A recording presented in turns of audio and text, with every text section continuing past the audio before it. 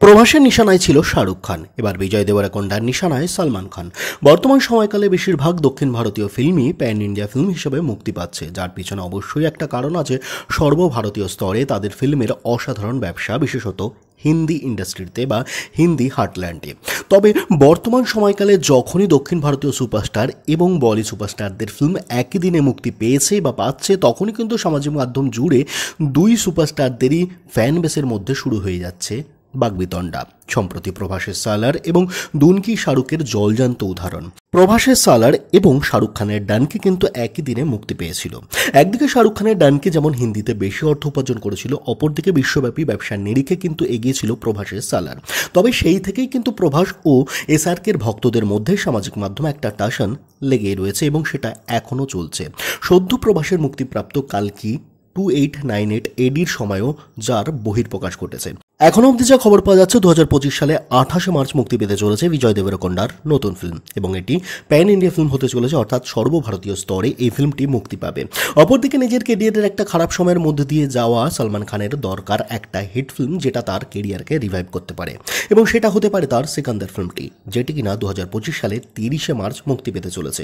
অর্থাৎ বিজয় দেবরকোন্ডার নতুন ফিল্ম এবং সালমান খানের সিকান্দারের মধ্যে কিন্তু সংঘাত অনিবার্য। সাধারণত সালমান খানের ফিল্ম ঈদে এককভাবে বক্স অফিসে রাজ করে এবং এককভাবেই কিন্তু মুক্তি পায়। সেখানে কিন্তু বিজয় দেবরকোন্ডার এই নতুন ফিল্ম কিন্তু সালমান খান এবং সালমান খানের ভক্তদের পথের কাঁটা হয়ে দাঁড়াতে পারে।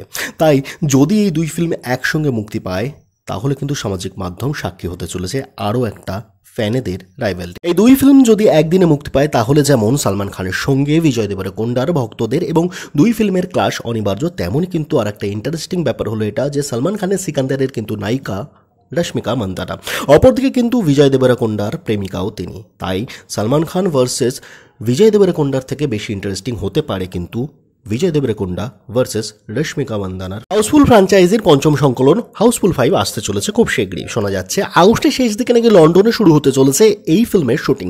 এই ফিল্মে অর্থাৎ হাউসফুল 5-এ অক্ষয় কুমার এবং রিতেশ দেশমুখ ছাড়াও সঞ্জয় দত্ত, নানা পাটেকার এবং অভিষেক বচ্চনকে দেখা যাবে। তবে শোনা যাচ্ছে এই ফিল্মে নাকি নতুন কাস্ট হিসেবে এন্ট্রি হয়েছে খেল খেল মেতে অক্ষয় কুমারের সহ অভিনেতা ফারদিন খানের। হ্যাঁ, আবারও খেল খেল মের পরে একসঙ্গে কাজ করতে চলেছেন অক্ষয় ফারদিন, যদিও তারা এর আগে হে বেবির মতো ব্লকবাস্টার ফিল্মে একসঙ্গে কাজ করেছিলেন।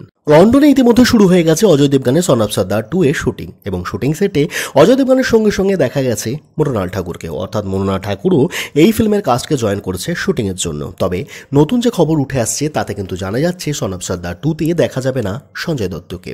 আইন বিরোধী কার্যকলাপে অতীতে জড়িত থাকায় ইংরেজ সরকার তাকে ভিসা দিতে নারাজ। তাই এই ফিল্মে সঞ্জয় দত্তের বদলি হিসেবে দেখা যেতে পারে ভোজপুরি সুপারস্টার রবি কিষণকে।